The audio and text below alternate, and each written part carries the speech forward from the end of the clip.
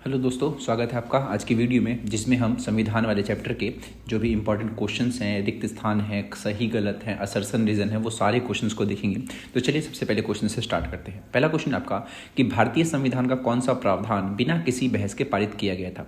तो हमें ये बताना है कि किस प्रावधान में कोई भी बहस वगैरह नहीं थी, सीधा ही उसको पास कर दिया गया और उसको नियम बना दिया गया था। तो उसका जो आंसर है आपका वो वयस्क मताधिकार है, यानी कि ऑप्शन नंबर जो डी है, यानी कि जो यूनिवर्सल अडल्ट फ्रेंचाइजी होती है जिसके आधार पर लोगों को वोट डालने का अधिकार होता है। जैसे कि मान लीजिए अभी के समय में इसकी जो उम्र है वो 18 वर्ष कर दी गई है और एक समय ऐसा था कि उस समय 21 वर्ष करी गई थी। तो ये जो प्रावधान था ये बिना किसी बहस के पारित किया गया था। चलिए अगले सवाल पे चलते हैं। अगला सवाल है आपका कि भारतीय संविधान में व्यक्ति के पास कितने मौलिक अधिकार है। तो भारतीय संविधान जो आपके पास है, यानी कि जो भी हमारा देश का संविधान है, उस संविधान के जरिए हमारे पास 6 टोटल मौलिक अधिकार दिए गए हैं जो आप सभी के पास है, जो भी भारत का एक नागरिक है। दूसरा क्वेश्चन है आपका, तीसरा, संविधान सभा का गठन किसने किया था। तो देखिए संविधान सभा का जो गठन था वो 1935 के विधानसभा के जो सदस्य थे उन्होंने किया था, क्योंकि वो जो थी उस टाइम जो ब्रिटिश गवर्नमेंट थी बेसिकली जो भारत पर राज कर रही थी, उन्हीं के चुने हुए लोगों ने ही संविधान सभा का गठन किया था और उसके बाद ही संविधान सभा बना था। ठीक है, इसका एक आंसर कैबिनेट मिशन भी बताया जाता है, बट इसमें ऐसा नहीं बताना है क्योंकि इसके जो सदस्य जिन्होंने संविधान सभा के सदस्यों को चुना था वो 1935 के जो असेंबली के मेंबर्स है उन्होंने चूज किया था। ठीक है, तो इस क्वेश्चन को आप ध्यान से समझें कि ये क्या क्वेश्चन था और इसका आंसर मैंने क्या बताया, ऑप्शन नंबर बी। चलिए अगला क्वेश्चन है आपका, संविधान सभा का स्वभाव क्या था। देखिए संविधान सभा का स्वभाव पूछ रहा है तो ये प्रातिनिधिक थी, सत्तावादी थी, तानाशाही थी, इनमें से कोई नहीं। संविधान सभा का स्वभाव का मतलब होता है कि संविधान सभा के जो मेंबर्स थे वो किस आधार पर चुने गए थे।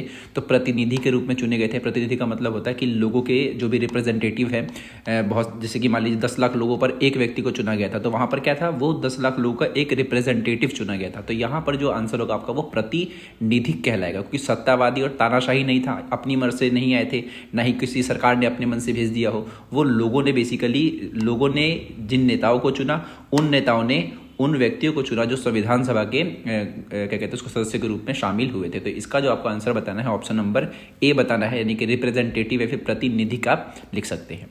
चलिए अगला क्वेश्चन है आपका, अवशिष्ट शक्तियों का सिद्धांत किस देश के संविधान से लिया गया था, है ना। तो अवशिष्ट शक्तियां होती क्या है भाई, अवशिष्ट शक्तियां वो शक्तियां होती हैं जो संविधान में नहीं लिखी गई थी उस समय, लेकिन पता था कि आने वाले टाइम में हमें इनकी जरूरत पड़ सकती है, कि वो न जाने कौन सी होगी। जैसे कि मान लीजिए आज के टाइम पर आप सभी को पता है क्रिप्टो करेंसी है। ये क्रिप्टो करेंसी पहले के टाइम पर नहीं हुआ करती थी, लेकिन अभी के टाइम पर क्या है, इसके ऊपर नियम बनाना जरूरी है। तो ऐसी कुछ चीजें जैसे कि मान लीजिए साइबर क्राइम हो गया, उस समय इंटरनेट भी उतने बड़े स्तर पर नहीं था। तो ऐसी जो शक्तियां होती है, फिर ऐसे जो विषय होते हैं, इस पर नियम बनाने को ही उस टाइम संविधान में कोई प्रावधान नहीं था, लेकिन लिख दिया गया था कि अवशिष्ट शक्तियों में ये सब चीजें शामिल होती हैं।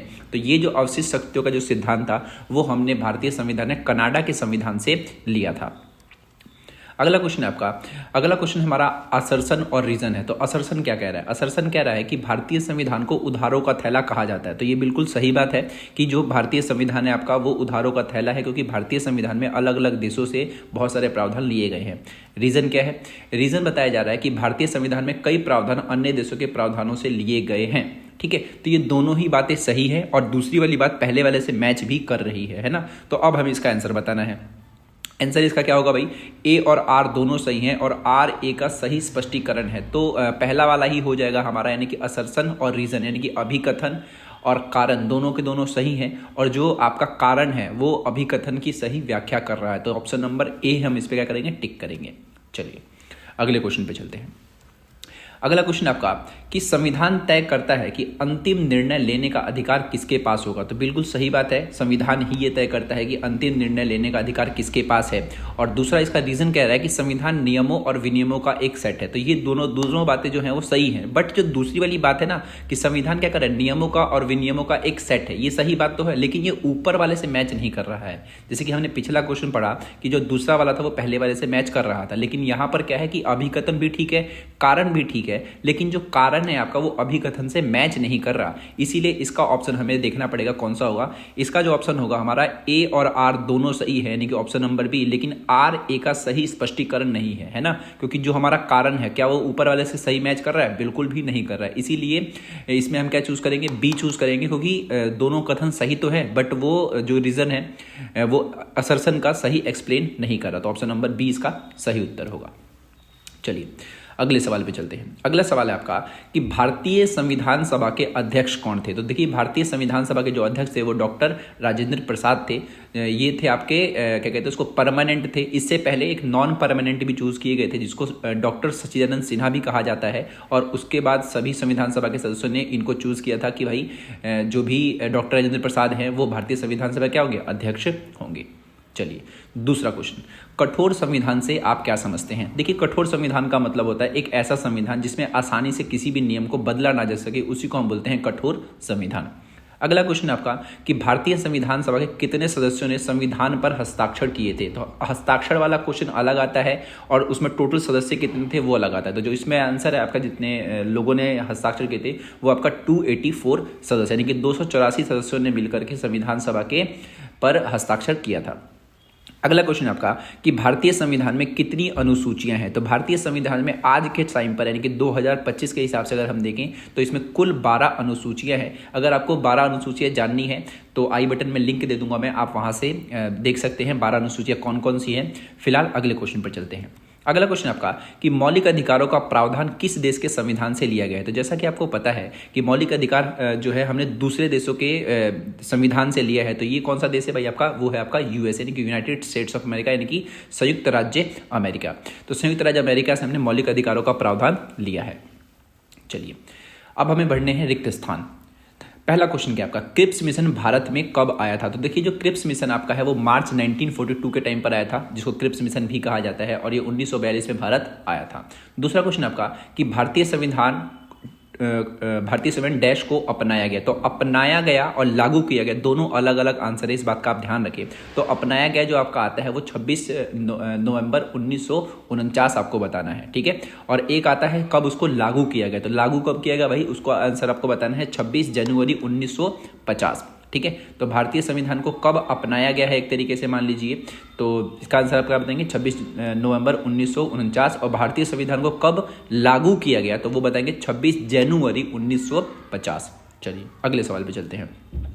संविधान सभा का चुनाव डैश द्वारा हुआ था। जो भी संविधान सभा के सदस्य थे उनका चुनाव किसके द्वारा हुआ था। तो ये जो आपका हुआ था ये एक अप्रत्यक्ष चुनाव प्रणाली के जरिए हुआ था। जैसे कि मैंने आपको शुरू में ही बताया था कि जिन लोगों ने विधानसभा के सदस्यों को चुना था, जो उस टाइम ब्रिटिश गवर्नमेंट में विधानसभा जो थी उसमें जो लोग थे विधानसभा के, उन्होंने ही क्या किया था, संविधान सभा के मेंबर्स को चूज किया था। तो एक तरीके से यहाँ पर क्या हुआ कि लोगों ने पहले विधानसभा के मेंबर को चुना और फिर विधानसभा के जो बंदे थे या फिर सदस्य थे उन्होंने क्या किया, संविधान सभा के सदस्यों को चुना था। तो यहां पर क्या हुआ, अप्रत्यक्ष चुनाव प्रणाली हुई, क्योंकि डायरेक्ट नहीं चुना किसी ने, हमने किसी को चुना था और उन लोगों ने किसी और को चुना। तो इसीलिए इसका जो आपका आंसर होगा वो अप्रत्यक्ष चुनाव प्रणाली होगा, ठीक है। चलिए अगला क्वेश्चन क्या आपका, संविधान के उद्देश्य प्रस्ताव को संविधान सभा में डैश द्वारा प्रस्तुत किया गया था। तो संविधान सभा का जो उद्देश्य प्रस्ताव था वो भारत के प्रथम प्रधानमंत्री पंडित जवाहरलाल नेहरू द्वारा इसको प्रस्तुत किया गया था। चलिए अगले क्वेश्चन पे चलते हैं। अगला है आपका करेक्ट द स्टेटमेंट। तो यहाँ पर जो भी वाक्य आपको दिखाई देगा इसको हमें सही करके लिखना है। तो यहाँ पर क्वेश्चन है आपका मतलब जो भी स्टेटमेंट है भाई आपकी, संविधान सभा का मुख्य कार्य समाज के सदस्यों के बीच न्यूनतम समन्वय स्थापित करना है। तो यहाँ पर लिखा है संविधान सभा का मुख्य कार्य, सेंटेंस तो ठीक लिखा है लेकिन यहाँ पर संविधान सभा लिख दिया, जबकि संविधान सभा का ये कार्य थोड़ी था। संविधान सभा का तो कार्य था भाई संविधान को बनाना, है ना। तो यहाँ पर जो सभा वर्ड है आपका ये हम हटा देंगे, यानी कि संविधान का कार्य समाज के सदस्यों के बीच न्यूनतम समन्वय और सहयोग स्थापित करना है।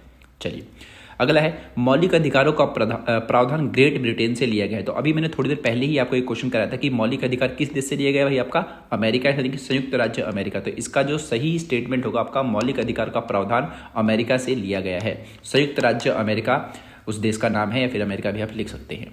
चलिए अब हमें बताना है सही व गलत। पहला क्वेश्चन क्या आपका, भारतीय संविधान में प्रथम पास तथा पास पोस्ट प्रणाली अपनाई गई। प्रथम पास पोस्ट प्रणाली का मतलब यहाँ पर ये समझना है आपको कि जो सबसे आगे वही जीते, है ना। तो फर्स्ट पास द पोस्ट भी कहा जाता है एक तरीके से। तो भारतीय संविधान ने इस चीज़ को ही अपनाया था भारतीय संविधान में। और ये जो है आपका भारत में 2 इलेक्शन होते हैं एक तरीके से। क्या होते हैं, 2 इलेक्शन होते हैं। तो एक में तो यही तरीका होता है फर्स्ट पास द पोस्ट, और एक होता है आपका रिप्रेजेंटेटिव वाला होता है, प्रोपोर्शनल रिप्रेजेंटेटिव भी कहते हैं इसको। तो यहाँ पर जो क्वेश्चन है आपका वो पूछ रहा है कि भारतीय संविधान ने फर्स्ट पास द पोस्ट प्रणाली अपनाई थी तो ये आपका सही कथन है, क्योंकि हमारे देश में जितने भी चुनाव होते हैं उसमें क्या होता है, इसमें अगर मान लीजिए जितने भी लोग खड़े होते हैं उसमें से कौन जीतता है, जिसके ज़्यादा वोट होते हैं। तो यहाँ पर ये जो लिखा हुआ है प्रथम पास पोस्ट प्रणाली, हालांकि ये सेंटेंस गलत लिखा हुआ है, सॉरी, इसको आप लोग को लिखना है जो सबसे आगे वही जीते। तो ये प्रणाली ही अपनाई गई है, तो इसका जो आपका आंसर है वो सही लिखा हुआ है। चलिए, कानून का शासन का अर्थ है कि सभी व्यक्ति कानून के अधीन हैं और कानून सभी मामलों में लागू नहीं होगा। तो यहाँ पर ये सेंटेंस गलत लिखा है। कानून का शासन का अर्थ क्या होता है कि सभी व्यक्ति कानून के अधीन तो हैं, और साथ में एक और बात क्या होगी, कानून सभी मामलों में लागू होगा, और यहाँ पर क्या लिखा है, नहीं होगा। इसीलिए इसका जो उत्तर है वो क्या हो जाएगा आपका, गलत। चलिए, भारतीय संविधान सभा ब्रिटिश कैबिनेट की समिति, जिसे माउंटबेटन योजना कहा जाता है, द्वारा गठित की गई थी। तो इसका आंसर ये गलत है। अभी थोड़ी देर पहले ही मैंने आपको बताया था कि इसका जो गठन था वो किसी और द्वारा हुआ था। माउंटबेटन योजना के जरिए तो भारत का बंटवारा किया गया था। अगला क्वेश्चन आपका कि संविधान सभा प्रतिनिधिक नहीं थी। तो भाई संविधान सभा प्रतिनिधिक ही थी। अभी थोड़ी देर पहले बताया था मैंने आपको कि संविधान सभा के जो सदस्य थे वो रिप्रेजेंटेटिव थे। रिप्रेजेंटेटिव तरीके का मतलब होता है कि वो लोगों के, जैसे कि मान लीजिए 10 लाख लोगों पर एक व्यक्ति को चुना गया, तो वो 10 लाख लोगों का क्या कर रहे थे, वो उनको रिप्रेजेंट कर रहे थे बेसिकली। तो यहाँ पर इसका आंसर क्या लिखा है, इसने नहीं लिखा हुआ, तो इसलिए ये भी आपका क्या हो जाएगा, गलत हो जाएगा। ठीक है, चलिए अब हमें कुछ शॉर्ट क्वेश्चंस हैं उनको देखना है। क्वेश्चन है आपका कि संविधान की प्रस्तावना से आप क्या समझते हैं। तो देखिए, संविधान की जो प्रस्तावना है ये हमारे भारतीय संविधान के बारे में ही बताती है, और ये बताती है कि जो हमारा भारतीय संविधान है वो लोकतांत्रिक आदर्शों और मूल्यों को शामिल करता है। और बेसिकली आप ये समझिए कि संविधान की प्रस्तावना में संविधान का पूरा ढांचा होता है कि संविधान किन किन आदर्शों पर बना हुआ है। तो आप ये आंसर लिख सकते हैं। ठीक है, मतलब एक तरीके से संविधान की प्रस्तावना को आप संविधान का आईना भी कह सकते हैं। यानी कि अगर आप संविधान का प्रस्तावना पढ़ेंगे ना, तो आपको ये बात समझ में आ जाएगी कि हमारा जो भारतीय संविधान है उनमें किन किन बातों का जिक्र किया गया है।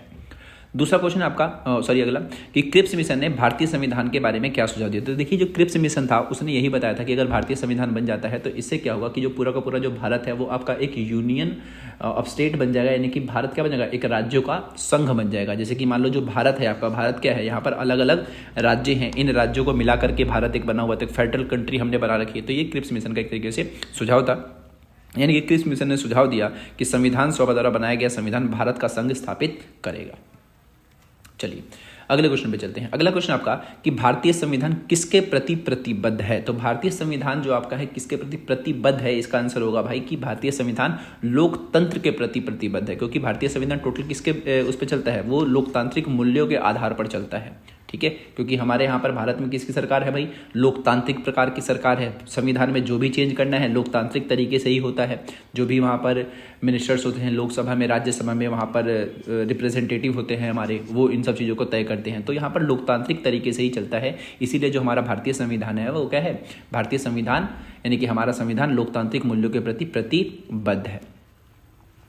चलिए अगला देखना आपको क्वेश्चन कि किस देश के संविधान को शांति का संविधान कहा जाता है। तो एक देश है आपका जापान। जापान में जब 1945 के आसपास जब हमला हुआ था, जो आपका यूएसए देश ने करा था, उसके बाद से ही वो अपने आप को एक शांति प्रिय देश बताता है, और इसीलिए उस देश को शांति का संविधान कहा जाता है। यानी कि जापान देश के संविधान को शांति संविधान कहा जाता है।